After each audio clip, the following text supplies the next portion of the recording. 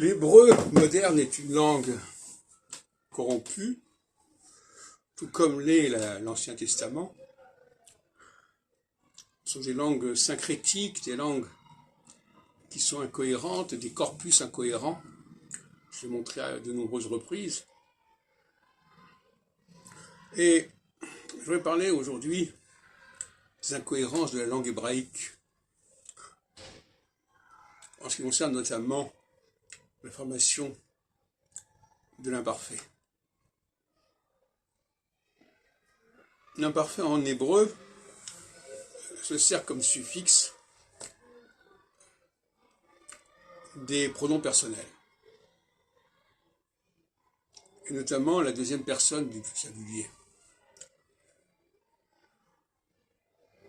La deuxième personne du singulier en hébreu, c'est at pour le féminin et ata pour le masculin. Alors déjà, c'est en contradiction avec mes positions, c'est que normalement c'est le féminin qui est plus long que le masculin, ce qui est d'ailleurs avéré en hébreu.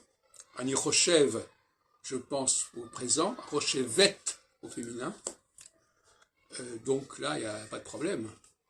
Gadol, grand au masculin, gedola au féminin, mais en revanche, ata, c'est le masculin, et at, c'est le féminin. Alors là, on ne comprend plus rien.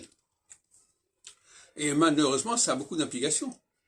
Parce que, par exemple, dans le schéma Israël, quand on dit « Ve'ahavta et Adonai Elohecha », il y a deux erreurs. « Ve'ahavta », le hafta c'est un masculin, mais en réalité le hafta c'est féminin. Elohecha c'est un masculin, mais en réalité c'est un féminin. Normalement c'est Ve'ahaft et Eloher. Donc là il y a quelque chose qui cloche.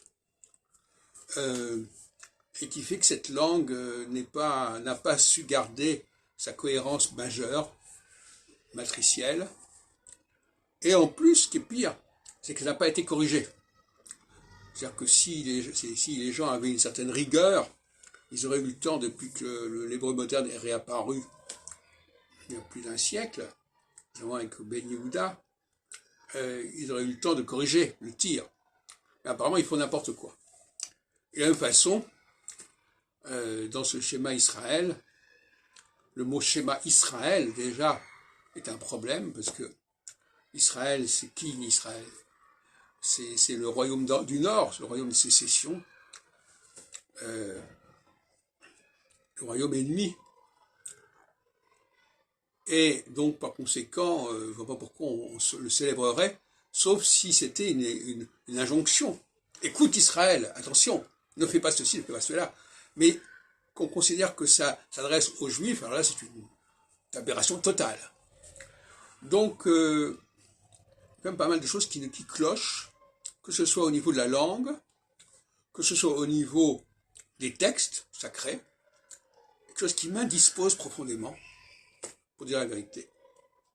Et je comprends les gens, les Juifs notamment, qui ne s'intéressent ni à la langue hébraïque, ni au corpus scripturaire hébraïque, parce que ça veut dire qu'intuitivement et même subconsciemment, ils se rendent compte qu'il y a un problème.